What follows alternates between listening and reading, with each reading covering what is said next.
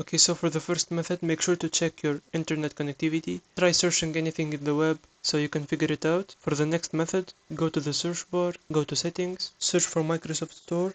Make sure to select find and fix problems with Microsoft Store apps. After that, make sure to run the troubleshoot by clicking next. It will automatically detect any problem, diagnose it and fix it as soon as possible. If that is not the case, now for the method 3, go to the search bar, go to settings, in the left sidebar go to apps, after that go to installed apps, search for Microsoft, go to Microsoft 365, and then make sure to click on the three dots, go to advanced options, scroll down, make sure to select repair, after that select reset if it didn't fix. Now for the next method, go to the search bar, go to settings again, in the left sidebar go to Windows Update, after that make sure to install all the latest updates because sometimes bugs happens and you may face some connectivity problems including Microsoft. After installing all the updates, make sure to restart your computer and you're good to go. If you find this video is helpful, make sure you subscribe and see you on the next one.